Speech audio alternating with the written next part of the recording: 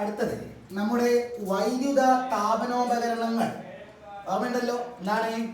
വൈദ്യുതോർജത്തിനെ താപോർജ്ജമാക്കി മാറ്റുന്ന ഉപകരണങ്ങൾ. അവിടെ ഈ താപം ഉൽപ്പാദിപ്പിക്കാൻ വേണ്ടിയിട്ട്, അതായത് കറണ്ട് കടത്തിവിടാൻ വേണ്ടിയിട്ട് ഒരു പ്രത്യേകമായിട്ടൊരു ഭാഗമുണ്ട്. ഇസ്തിരിപ്പെട്ടി എടുത്തു കഴിഞ്ഞാൽ, നമ്മുടെ ഇലക്ട്രിക് അയൺ ബോക്സ് എടുത്തു കഴിഞ്ഞാൽ അതിൻ്റെ ഉള്ളിൽ ഇതാ നോക്കണേ,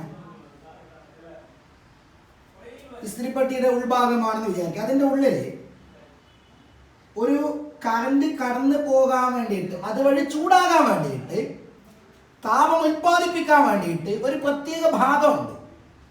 ഓക്കെ, ഇതാ ഒരു കമ്പി. ഓക്കെ, ഇതിലേക്കാണ് നമ്മുടെ ആ വയർ കണക്ട് ചെയ്തിട്ടുള്ളത്.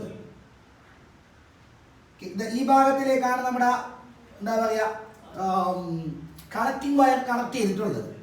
ഓക്കെ, ഇതിനെ നമ്മൾ നേരെ പ്ലഗ് സോക്കറ്റിലേക്ക് ബന്ധിപ്പിക്കും. അപ്പോൾ അതിലേക്ക് കൂടി ഇതാണ് പ്ലഗ് എന്ന് വിചാരിക്കുക.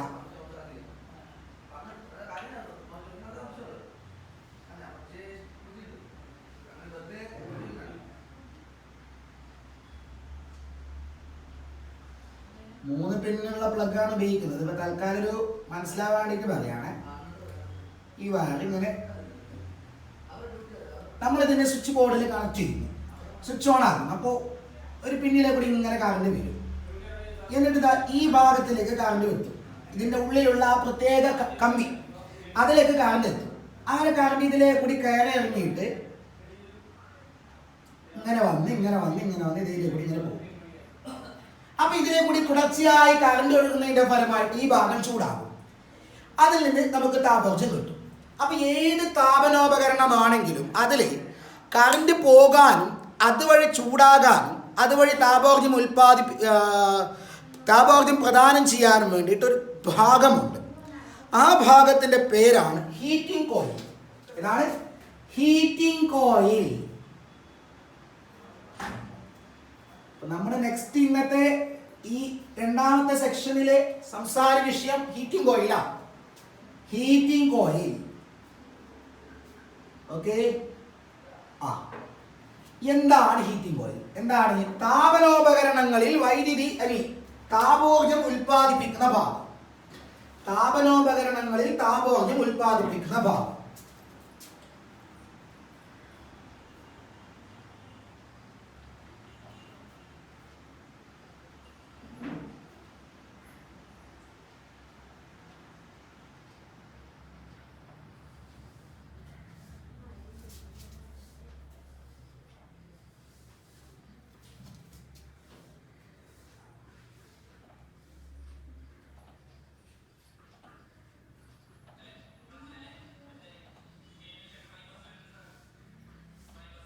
ഓക്കെ, താപനോപകരണങ്ങളിൽ താപോർജ്ജം ഉൽപ്പാദിപ്പിക്കുന്ന ഭാഗമാണ് ഹീറ്റിംഗ് കോയിൽ.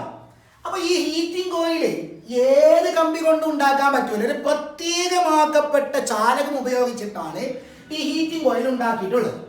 ഓക്കെ, എന്താണ് നമുക്ക് താപനോപകരണങ്ങളിൽ വേണ്ടത്? എന്താണ്? കൂടുതലായിട്ടും താപമാണ് വേണ്ടത്. അപ്പോൾ അതിലേക്കൂടി ഒഴുകുന്ന കറണ്ടിനെ എന്താ പറയുക, അതിൻ്റെ ഭൂരിഭാഗവും താപോർജ്ജമാക്കി മാറ്റാൻ കഴിവുള്ള ചാലകമായിരിക്കണം ഹീറ്റിംഗ് കോയിലായിട്ട് നമ്മൾ ഉപയോഗിക്കേണ്ടത്. അങ്ങനെ സാധാരണ ഏത് താപനോപകരണങ്ങളിലും ഹീറ്റിംഗ് കോയിലായിട്ട് ഉപയോഗിക്കുന്നത്, അല്ലെങ്കിൽ ഹീറ്റിംഗ് കോയിൽ ഉണ്ടാക്കാൻ ഉപയോഗിക്കുന്ന ആ ചാലകം അത് നിക്കോമാണ്. ഹീറ്റിംഗ് കോയിൽ ഉണ്ടാക്കിയിരിക്കുന്നത് നിക്കോം ഉപയോഗിച്ചിട്ടാണ്.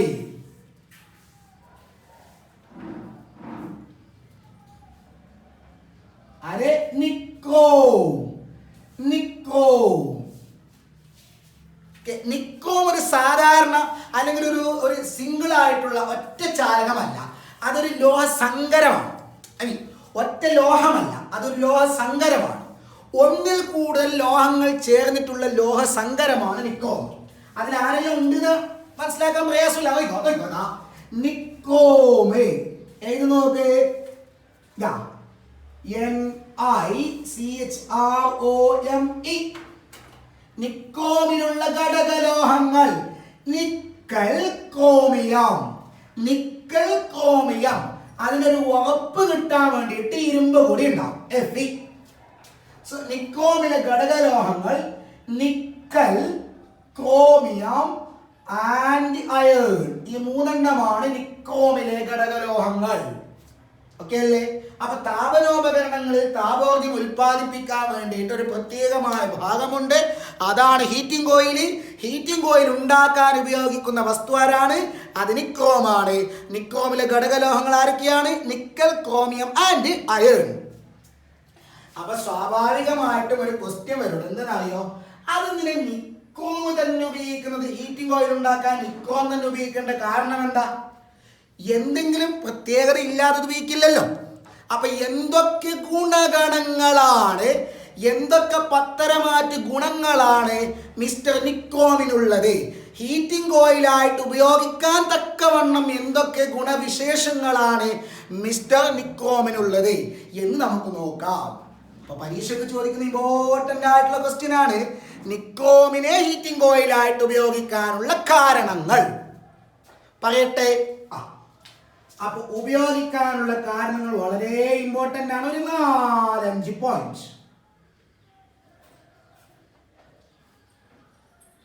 ഉപയോഗിക്കാനുള്ള കാരണങ്ങൾ എന്തിനാണ്? ഒന്നാമത്തെ നോക്കോ. നമുക്ക് എന്താണ് വേണ്ടത്? അതിന് പരമാവധി താപമാണ് വേണ്ടത് അല്ലേ? നിങ്ങൾക്ക് അറിയാവുന്നതാണ് ഉൽപ്പാദിപ്പിക്കപ്പെടുന്ന താപത്തിന്റെ അളവ് എന്താണ്? I²RT. നമുക്ക് പരമാവധി താപം വേണം, ഒരുപാട് ഉയർന്ന താപം വേണം. എച്ചിന്റെ അളവ് കൂട്ടണം. എച്ചിന്റെ അളവ് കൂട്ടാൻ 3 വഴിയാണുള്ളത്. ഒന്നെങ്കിൽ വൈദ്യുതി കൂട്ടുക, അല്ലെങ്കിൽ പ്രതിരോധം കൂട്ടുക, അല്ലെങ്കിൽ സമയം കൂട്ടുക. ഇതിലേതാ നല്ലത്? ഒരുപാട് കറണ്ട് പാസ് ചെയ്തിട്ട് താപം ഉൽപ്പാദിപ്പിക്കുമ്പോൾ വൈദ്യുതോർജ്ജം അത്രയും ഉപയോഗിക്കപ്പെടൂലേ? കറണ്ട് ബില്ലിന്റെ അളവ് കൂടും, നഷ്ടമല്ലേ നമുക്ക്? അപ്പൊ ഒരുപാട് കറണ്ട് കൂട്ടിയിട്ട് നമുക്ക് എന്താകണ്ട? താപത്തിന്റെ അളവ് കൂട്ടണ്ട. പിന്നെയോ നമ്മുടെ കയ്യിലുള്ള പിന്നെന്താണ്? സമയമല്ലേ? സമയം കൂട്ടിയിട്ട് താപോർജ്ജം ഉൽപ്പാദിപ്പിക്കുന്നു. നിങ്ങൾ നോക്ക്, രാവിലെ ഞാൻ ഇസ്തിരി ഇടാൻ വേണ്ടിയിട്ട് ഇസ്തിരിപ്പെട്ടി ഓണാക്കി. ഒരു 5 മിനിറ്റ് കാത്തൊന്നും ചൂടാവുന്നില്ല. ഞാൻ നേരെ ചായ കുടിക്കാൻ വേണ്ടി പോയി. ഓക്കെ, ചായ കുടിച്ച് കുളിച്ച് വരുമ്പോഴേക്ക് ഇസ്തിരിപ്പെട്ടി ലേശം ചൂടായി. മതിയോ? എത്ര സമയം കറണ്ട് പാസ് ചെയ്തു? ഒരപ്പം അത്രയും സമയം കറണ്ട് പോയി, അത്രയും സമയവും പോയി. അങ്ങനെയാണ് നമുക്ക് വേണ്ടത്? അല്ല. എന്താണ്? ചെറിയ സമയത്തിൻ്റെ ഉള്ളിൽ ഒരുപാട് താപോർജ്ജം ഉൽപ്പാദിപ്പിക്കപ്പെടണം. അപ്പോൾ എച്ച് കൂട്ടേണ്ടത് ഐ കൂട്ടിയിട്ടോ ടി കൂട്ടിയിട്ടോ അല്ല. ഓക്കെ അല്ലേ? അപ്പൊ ഐനും കൂട്ടേണ്ട, ടീനും കൂട്ടേണ്ട. പിന്നെ ആകെതാ പ്രതിരോധം കൂട്ടിയിട്ട് നമുക്ക് എച്ച് കൂട്ടാം. അപ്പൊ എച്ച് കൂടണമെങ്കിൽ ആ കറണ്ട് പാസ് ചെയ്യുന്ന ചാലകത്തിന്റെ പ്രതിരോധം എന്തായിരിക്കണം? ഉയർന്നതായിരിക്കണം. അപ്പൊ ഉയർന്ന പ്രതിരോധമുള്ള ആരെങ്കിലും കിട്ടുമെന്ന് അന്വേഷിച്ച് നോക്കുമ്പോഴാണ് നമുക്ക് കിട്ടി. നിക്രോം എന്ന് പറയുന്ന ചെറുക്കന് പ്രതിരോധം കൂടുതലാണ് പോലും. കൈയോടെ പിടിച്ചു കൊണ്ടുവന്നു. നോക്കുമ്പോൾ എന്താ പ്രതിരോധം എന്നറിയാവോ? വളരെ ഉയർന്ന പ്രതിരോധം, ഉയർന്ന റെസിസ്റ്റിവിറ്റി ഉള്ള ആളാണ് മിസ്റ്റർ നിക്രോം. ഒന്നും ആലോചിച്ചില്ല, അയാൾ ഉപയോഗിച്ചു. അയാൾ ഹീറ്റിംഗ് കോയിലായി സെലക്ട് ചെയ്തു. ഓക്കെ, സോ അയാൾക്കുള്ള ഒന്നാമത്തെ ഗുണം, ഹീറ്റിംഗ് കോയിലായിട്ട് ഉപയോഗിക്കാൻ തക്കവണ്ണം അയാൾക്കുള്ള ഗുണം ഉയർന്ന റെസിസ്റ്റിവിറ്റി. ഉയർന്ന റെസിസ്റ്റിവിറ്റി. അത് ഉയർന്ന പ്രതിരോധം എന്ന് പറഞ്ഞാലും മതിയിടം. ഉയർന്ന റെസിസ്റ്റിവിറ്റി നിങ്ങൾ പഠിച്ചിട്ടുണ്ട്. തൽക്കാലം ഇങ്ങനെ വിചാരിച്ചാൽ മതി. ജന്മനാ ഉള്ള പ്രതിരോധം. അയാൾ ഉണ്ടാകുമ്പോൾ തന്നെ നല്ലോണം പ്രതിരോധം കൂടുതലാണ്. വേണമെങ്കിൽ എനിക്ക് അതിന്റെ പ്രതിരോധം ഇനി കൂട്ടം ചെയ്യാം. ജന്മനാ കൂടുതലാണ്, വേണമെങ്കിൽ വീണ്ടും കൂട്ടം ചെയ്യാം. ഉയർന്ന റെസിസ്റ്റിവിറ്റി അല്ലെങ്കിൽ ഉയർന്ന പ്രതിരോധം എന്ന് പറഞ്ഞാലും മതി. റെസിസ്റ്റിവിറ്റി എന്ന് വായിൽ വരുന്നില്ല എന്നുണ്ടെങ്കിൽ ഉയർന്ന പ്രതിരോധം എന്ന് പറഞ്ഞാലും മതി. ഓക്കെ, അപ്പൊ അയാൾക്ക് ആള് കൂടുതലാണ്, പ്രതിരോധം കൂടുതലാണ്. ഇനി ഉണ്ടല്ലോ, സാധാരണ ഉണ്ടല്ലോ, ഏത് വസ്തുവിനെ ചൂടാക്കിയാലും, ഇപ്പൊ ഏത് കമ്പി എടുത്ത് ചൂടാക്കിയാലും ചൂടായിട്ട് ഇപ്പൊ ഇരുമ്പാണെങ്കിലും പോട്ടെ, ഒരുപാട് ചൂടായി കഴിഞ്ഞാലുണ്ടല്ലോ, ഒരു പ്രത്യേക താപനിലയിലേക്ക് എത്തുമ്പോൾ അത് ഉരുകിപ്പോവും. കമ്പി ഉരുകിപ്പോകുന്നത്. അങ്ങനെ ഉരുകുന്ന ഒരു കമ്പീനെ നമുക്ക് ഇസ്തിരിപ്പെട്ടിയിലൊക്കെ ഉപയോഗിക്കാൻ പറ്റുമോ? ഞാനിപ്പോൾ ഇസ്തിരിപ്പെട്ടി ഒരു എളുപ്പത്തിൽ കിട്ടുന്നതുകൊണ്ട് പറയാണ്. താപനോപകരണങ്ങളിലെ കൂടി കറണ്ട് പാസ് ചെയ്യുമ്പോൾ നമുക്ക് ചൂട് വേണം അല്ലേ? അപ്പോൾ ചൂട് കിട്ടാൻ വേണ്ടിയിട്ട് പ്രതിരോധം കൂടുതലുള്ള കമ്പി ഉപയോഗിച്ചിട്ട് അതിലേക്ക് ഒരു കറണ്ട് പാസ് ചെയ്തിട്ടാകുമ്പോൾ ചൂടായ ഉടനെ അത് ഉരുകുന്നു. അങ്ങനെയുള്ള കമ്പി പറ്റുമോ? നമ്മൾ ഇസ്തിരിപ്പെട്ടി ഉപയോഗിച്ചുകൊണ്ടിരിക്കുമ്പോൾ അതിൻ്റെ ഉള്ളിൽ നിന്ന് എന്തോ ഉരുകി പുറത്തേക്ക് വരുന്നു. അങ്ങനെയുള്ള കമ്പി നമുക്ക് പറ്റുമോ? പറ്റൂല. അപ്പൊ എന്താണ്? ഒരുപാട് ചൂടായാലും ഉരുകാൻ പാടില്ല. ഉരുകുന്ന താപനിലയെ പറഞ്ഞ പേരെന്താ? ദ്രവണാങ്കം. അപ്പൊ പെട്ടെന്ന് ഉരുകാൻ പാടില്ല എന്ന് പറഞ്ഞതിന്റെ അർത്ഥം എന്താ? ആ കമ്പിക്ക് ഉയർന്ന ദ്രവണാങ്കം ഉണ്ടാവണം. നോക്കുമ്പോ നമ്മുടെ നിക്രോമിന് അങ്ങനെ ഒരു ഗുണമുണ്ട്. നമ്മളതാ പറഞ്ഞ അയാളുടെ ഗുണവിശേഷങ്ങൾ പറഞ്ഞാൽ തീരൂല. അയാളുടെ റെസിസ്റ്റിവിറ്റി പറയാൻ പറ്റുമോ? ഉയർന്നതാണ്. എന്നിട്ട് അതിന്റെ എന്താ പറയാ ദ്രവണാംഗം നോക്കുമ്പോഴാ അയ്യോടാ എത്ര ഉയർന്ന ദ്രവണാംഗമാണ്, പെട്ടെന്നൊന്നും ഉരുകത്തിയില്ല. ചങ്ങായി ഉരുകത്തിയില്ല. അപ്പൊ ഉയർന്ന ഉയർന്ന ദ്രവണാംഗം, ഉയർന്ന ദ്രവണാംഗം.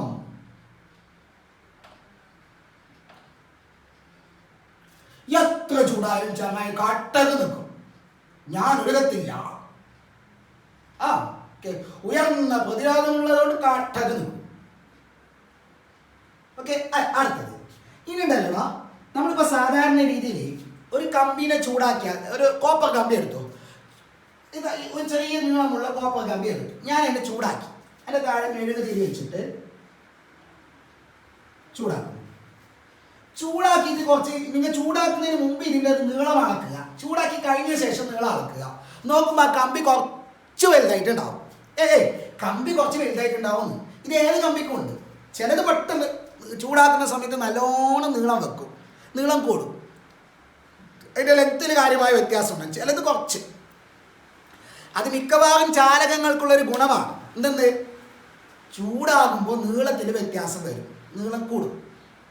അതിന് പറഞ്ഞ പേരെന്താ? താപീയ വികാസം. താപീയ വികാസം. പക്ഷെ നിങ്ങൾ കണ്ടിട്ടുണ്ടോ, ഇസ്തിരിട്ടോണ്ടിരിക്കുന്ന സമയത്ത് എന്തായാലും അതിൻ്റെ ഉള്ളിലുള്ള കമ്പി ചൂടാവുമല്ലോ. ചൂടായി വലുതായി വലുതായി ഇസ്തിരിപ്പെട്ടിൻ്റെ ഉള്ളിൽ നിന്ന് പുറത്തേക്ക് തള്ളി വരുന്ന കണ്ണെങ്ങോ ഇല്ലല്ലോ. അതിൻ്റെ അർത്ഥം എന്താ? താപീയ വികാസം ഇല്ല. അതിന് ഉണ്ട്, പിന്നെയോ വളരെ കുറവാണ്. എത്ര ചൂടായാലും അതിൻ്റെ നീളത്തിൽ വരുന്ന മാറ്റം വളരെ ചെറുതാണ്. അങ്ങനെ വേണം നമുക്ക്. നീളം കൂടിക്കൊണ്ട് വരാൻ പാടില്ലടോ. അപ്പൊ അങ്ങനെ ഒരു ഗുണം കൂടി ആർക്കുണ്ട്? മിസ്റ്റർ നിക്രോമിനുണ്ട്. എത്ര ചൂടായാലും എന്താവൂല, അയാളുടെ നീളത്തിൽ വരുന്ന മാറ്റം വളരെ ചെറുതാണ്. തണുക്കുമ്പോൾ ഉടനെ പഴയ രീതിയിലാവും ചെയ്യും. പെട്ടെന്ന് നീളം വെച്ചോണ്ട് വന്നിട്ട് ആ ഉപകരണത്തിന്റെ പുറത്തേക്ക് വരൂല, തള്ളി വരൂല. അപ്പൊ അതും അയാളുടെ ഒരു ഗുണമാണ്. എന്താണ്?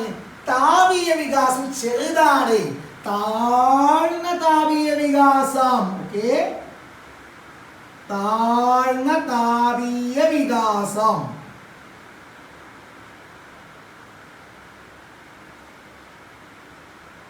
ഇതാണ് അയാൾക്കുള്ള മറ്റൊരു ഗുണം. അടുത്തത് പിന്നെണ്ടല്ലോ, മിക്കവാറും ചാലകങ്ങൾ ഉണ്ടല്ലോ, വായുവിൽ ഇങ്ങനെ തുറന്നു വെച്ച് ചൂടാക്കിയാൽ ഉയർന്ന താപനിലയിൽ വായുമായി പ്രവർത്തിക്കും, ഓക്സിജനുമായിട്ട് പ്രവർത്തിക്കും. ഓക്സിജനുമായിട്ടുള്ള പ്രവർത്തനത്തിന്റെ പേരെന്താ? ഓക്സീകരണം. ഓക്സീകരണം. ഓക്സീകരണം സംഭവിച്ചിട്ട് അയാൾ എന്താണെന്നറിയോ? ഓക്സീകരണം സംഭവിച്ചിട്ട് പൊടിഞ്ഞു പോകും, പൊട്ടിപ്പോകും, കട്ടാകും, കമ്പി കട്ടാകും. എന്ന് പറഞ്ഞാൽ അത് സ്വയം നാശത്തിന് വിധേയമാകും. ഓക്സിജനുമായി പ്രവർത്തിച്ചിട്ട് നാശത്തിന് വിധേയമാകും. പക്ഷെ നിങ്ങൾ കണ്ടിട്ടുണ്ടോ, ഇസ്തിരിപ്പെട്ടി ഉപയോഗിച്ചുകൊണ്ടിരിക്കുമ്പോൾ അതിൻ്റെ ഉള്ളിൽ നിന്ന് എന്തെങ്കിലും വസ്തു ഇങ്ങനെ പൊടിഞ്ഞ് വരുന്ന കണ്ടിട്ടുണ്ടോ? ഇല്ല. അതിൻ്റെ അർത്ഥം എന്താ? അതിൻ്റെ ഉള്ളിൽ ഉപയോഗിക്കുന്ന വസ്തു ഒരിക്കലും ഓക്സിജനുമായിട്ട് പ്രവർത്തിക്കുകയോ സ്വയം നാശത്തിന് വിധേയമാവുകയോ ചെയ്യരുത്. അങ്ങനെയുള്ള വസ്തുവാണ് ഉപയോഗിക്കേണ്ടത്. ഇവിടെ ഇസ്തിരിപ്പെട്ടിൻ്റെ ഉള്ളിലേക്ക് എന്തായാലും വായു കടന്നു പോകും അല്ലേ? വായുവിനെ തടുക്കാൻ പറ്റില്ലല്ലോ, അതിൻ്റെ ഉള്ളിലൊക്കെ വിടവിലെ കൂടിയിട്ട് പോകും. അങ്ങനെ പോയിട്ട് അതിൻ്റെ ഉള്ളിലുള്ള വസ്തു എങ്ങാനും ഓക്സിജനുമായിട്ട് പ്രവർത്തിച്ചാലോ എന്ത് സംഭവിക്കും? അത് പൊട്ടിപ്പോവും. അപ്പം നമ്മൾ വീണ്ടും വേറെ വസ്തു മാറ്റേണ്ടി വരും. അങ്ങനെ ചെയ്യുന്നില്ലല്ലോ. എന്ന് പറഞ്ഞാൽ ഹീറ്റിംഗ് കോയിലായിട്ട് ഉപയോഗിക്കുന്ന വസ്തു ഒരിക്കലും എന്ത് ചെയ്യരുത്? ഓക്സീകരണത്തിന് വിധേയമാവരുത്. അങ്ങനെ ഒരു ഗുണമുണ്ടോ? ആർക്ക്? നിക്രോമിനും ഉണ്ട്. എന്തൊക്കെ നോക്കുന്നുണ്ട് അതൊക്കെ ചങ്ങായിട്ടുണ്ട്. എന്ന് പറഞ്ഞാൽ നമ്മുടെ നിക്കോമ് ഓക്സിജനുമായി പ്രവർത്തിക്കുന്നില്ല, ഓക്സീകരണം സംഭവിക്കുന്നില്ല, സ്വയം നാശത്തിന് വിധേയമാവുന്നില്ല, ഓക്സീകരണം സംഭവിക്കുന്നില്ല.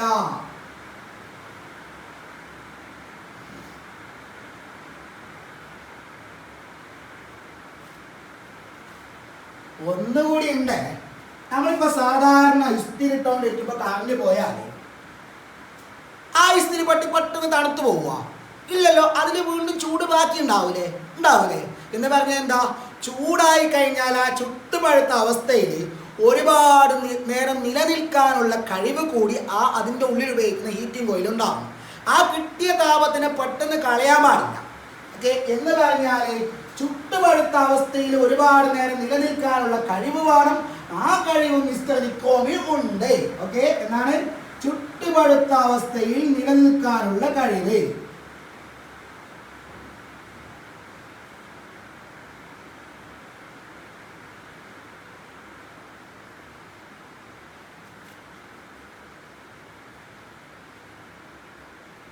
നിലനിൽക്കാനുള്ള കഴിവ്.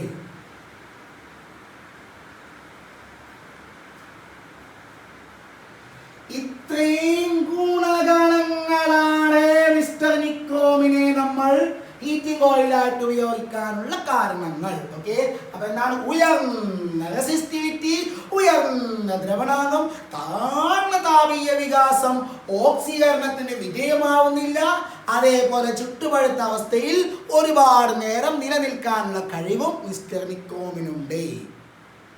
ഓക്കെ അല്ലേ? ഇനി ഉണ്ടല്ലോടാ പിന്നെ മക്കളെ, അപ്പൊ ഉണ്ടല്ലോ വേറൊരാള് പറഞ്ഞു, ഇങ്ങനെയുള്ള ഇത്രയും ഗുണങ്ങളുള്ള ഒരാളെ അന്വേഷിച്ച് നടന്നപ്പോൾ നമുക്ക് കിട്ടിയതാണ് മിസ്റ്റർ നിക്കോമിന്. അപ്പൊ വേറൊരാൾ പറഞ്ഞു, ഇതേ ഗുണങ്ങളെല്ലാം ഉള്ള വേറൊരാൾ കൂടി ഉണ്ടല്ലോ. ആരിപ്പാത്? ആരാണാവോ അത്? ആരെന്നറിയാവോ അത്? അയാളെ പേരാണ് ടങ്സ്റ്റൺ. ടങ്സ്റ്റൺ. ഇയാൾക്കില്ലാത്തൊരു ഗുണമുണ്ട്. അയാൾക്ക് എന്താ അറിയാം? അതൊരു ശുദ്ധമായ ഒറ്റ ലോഹമാണ്. ലോഹസങ്കരമല്ലാതെ. ഓക്കെ, ഞങ്ങൾ എന്താ പറയാ, എന്നോട് ഒരാൾ പറഞ്ഞു ഇയാളെക്കാളും ഗുണങ്ങളുള്ള ആളാണല്ലോ ടങ്സ്റ്റൺ, പിന്നെന്താ അയാൾ ഉപയോഗിക്കാത്തത് ചോദിച്ചു. ഞാൻ പോയി അന്വേഷിച്ച് നോക്കുമ്പോൾ സംഗതി ശരിയാണ്. ഇയാൾ നിക്കോം ഉണ്ടാക്കണമെങ്കിൽ ഇതിനെല്ലാം കൂട്ടിച്ചേർക്കണ്ടേ? അവിടെ ആ ജോലിയില്ല. വളരെ ശുദ്ധമായിട്ടുള്ള ലോഹമാണ്. പക്ഷെ ഞാൻ ഒന്നുകൂടി നല്ലോണം അന്വേഷിക്കുമ്പോൾ അയാൾക്കൊരു ന്യൂനതയുണ്ട്. അയാൾക്കൊരു ന്യൂനത ഉണ്ട്. എന്ത് അറിയാവോ? അയാളുടെ റെസിസ്റ്റിവിറ്റി പറയുകയാണെങ്കിൽ നിക്കോമിനേക്കാൾ കൂടുതൽ. റെസിസ്റ്റിവിറ്റി ഏറ്റവും കൂടിയ ശുദ്ധലോഹമാണ് ടങ്സ്റ്റൺ. റെസിസ്റ്റിവിറ്റിന്റെ കാര്യത്തിൽ ഇയാളെക്കാളും കേമനാണ്. ദ്രവണാംഗമാണെങ്കിൽ പറയേണ്ട, ഉയർന്ന ദ്രവണാംഗം, എത്ര നേരവും ചൂടായ അവസ്ഥയിൽ നിലനിൽക്കും. താപീയ വികാസം വളരെ കുറവാണ്, പെട്ടെന്നൊന്നും വികസിക്കത്തില്ല. പിന്നെയോ ചൂടായ അവസ്ഥയിൽ ഒരുപാട് നേരം നിലനിൽക്കും. പക്ഷെ ഒരു കുഴപ്പമുണ്ട്. എന്തെന്നറിയാവോ? രണ്ട് കുഴപ്പമുണ്ട്. ഒന്ന്, അതിൽ പ്രധാനപ്പെട്ട കുഴപ്പം, അയാളെ വായുവിൽ വെച്ച് ചൂടാക്കിയാൽ ഉടനെ അയാൾ പൊടിഞ്ഞിട്ട് പോകും. അതായത് അയാൾ ഓക്സീകരണത്തിന് വിധേയമാകും. ഓക്സിജനുമായിട്ട് പ്രവർത്തിച്ചിട്ട് ടങ്സ്റ്റന്റെ പ്രതീകം W. ഓക്കെ, ഓക്സിജനുമായിട്ട് പ്രവർത്തിച്ച് ടങ്സ്റ്റൺ ഡയോക്സൈഡ് എന്ന് പറയുന്നൊരു വെളുത്ത പൊടിയായിട്ട് പൊടിഞ്ഞിട്ട് പോകും. അങ്ങനെ ഒരാളെങ്ങാനും നമ്മൾ ഹീറ്റിംഗ് കോയിലായിട്ട് ഉപയോഗിച്ചാൽ ഇസ്ത്രീപ്പട്ടിന്റെ ഉള്ളിൽ നിന്ന് ഇത് പൊടിയിട്ട് പോകൂലേ? വീണ്ടും മാറ്റി വെക്കേണ്ട വരൂലേ? ഓരോ പ്രാവശ്യം ഉപയോഗിക്കുമ്പോൾ ഇതിനെ മാറ്റി വെച്ചുകൊണ്ടിരിക്കേണ്ട വരൂലേ? അങ്ങനെയുള്ള ആളെ പറ്റുമോ? ഇല്ല. പിന്നെന്താ അറിയാവോ? അതിലെ കൂടി കറണ്ട് കടന്നു പോകുന്ന സമയത്ത്, വായു ഇല്ലാതെ അതിലെ കൂടി കറണ്ട് കടന്നു പോകുന്ന സമയത്ത് ചൂടാവും, നല്ലോണം ചൂടാവും. പക്ഷെ ആ പോകുന്ന ആ പോകുന്ന വൈദ്യുതോർജ്ജത്തിന്റെ ഒരു ഭാഗം പ്രകാശോർജ്ജമായിട്ട് മാറും. ചൂടും ഉണ്ടാവും, പ്രകാശവും ഉണ്ടാവും. നമുക്ക് പ്രകാശം വേണ്ടല്ലോടോ. ഹീറ്റിംഗ് കോയിലിന് നമുക്ക് എന്തിനാ പ്രകാശം? ഹീറ്റിംഗ് കോയിലിന് നമുക്ക് വേണ്ട എന്താ? താപോർജ്ജമാണ് അല്ലേ? അപ്പൊ ഇയാൾക്ക് രണ്ട് കുഴപ്പങ്ങളുണ്ട്. ഒന്ന് പ്രധാനപ്പെട്ട കുഴപ്പം, അതാണ് നമുക്ക് പരീക്ഷയ്ക്ക് വേണ്ടത്. ക്വസ്റ്റ്യൻ ഇതാണ്, പരീക്ഷയ്ക്ക് ചോദിക്കുന്ന ക്വസ്റ്റ്യൻ ഇതാണ്: എന്തുകൊണ്ട് ഹീറ്റിംഗ് കോയിലായിട്ട് ടങ്സ്റ്റണിനെ ഉപയോഗിക്കുന്നില്ല? അപ്പോൾ അവിടെ പറയേണ്ടത് ഉയർന്ന പ്രതിരോധവും ഉയർന്ന ദ്രവണാങ്കവും ഉണ്ടെങ്കിലും വായുവുമായി പ്രവർത്തിച്ചിട്ട് അത് ഓക്സീകരണത്തിന് വിധേയമാകുന്നു, അതായത് നാശത്തിന് വിധേയമാകുന്നു. വായുവുമായി പ്രവർത്തിച്ചിട്ട് വെളുത്ത പൊടി, ടങ്സ്റ്റൺ ഡയോക്സൈഡ് എന്ന് പറയുന്ന വെളുത്ത പൊടിയായി മാറുന്നു. അതുകൊണ്ട് തന്നെ ടങ്സ്റ്റൺ എന്തിന് അനുയോജ്യമല്ല? അത് ഹീറ്റിംഗ് ഓയിൽ ഉണ്ടാക്കാൻ അനുയോജ്യമല്ല. പിന്നെ വേണമെങ്കിൽ പറയാം, അതിലെ കൂടി വൈദ്യുതി കടന്നു പോകുമ്പോൾ കുറേ ചൂടായി കഴിയുമ്പോൾ അതിൽ നിന്ന് പ്രകാശോർജ്ജം പുറത്തു വരും. കൊടുക്കുന്ന വൈദ്യുതോർജ്ജത്തിൻ്റെ ഒരു ഭാഗം പ്രകാശോർജ്ജമായിട്ട് മാറുന്നു, മുഴുവനായിട്ടും താപോർജ്ജമായിട്ട് മാറുന്നില്ല. ഓക്കെ അല്ലേ? ഓക്കെ. അപ്പോൾ നമുക്ക് ഇന്നത്തെ ക്ലാസ് ഇവിടെ സ്റ്റോപ്പ് ചെയ്യാം. ബാക്കി ഇതുമായി ബന്ധപ്പെട്ട് ജൂൾ നിയമവുമായി ബന്ധപ്പെട്ട് ഒരുപാട് പ്രോബ്ലംസ് ചെയ്യാനുണ്ട്. ആ പ്രോബ്ലംസ് നമുക്ക് അടുത്ത ക്ലാസ്സിൽ ചെയ്യാം. ഓക്കെ അല്ലേ?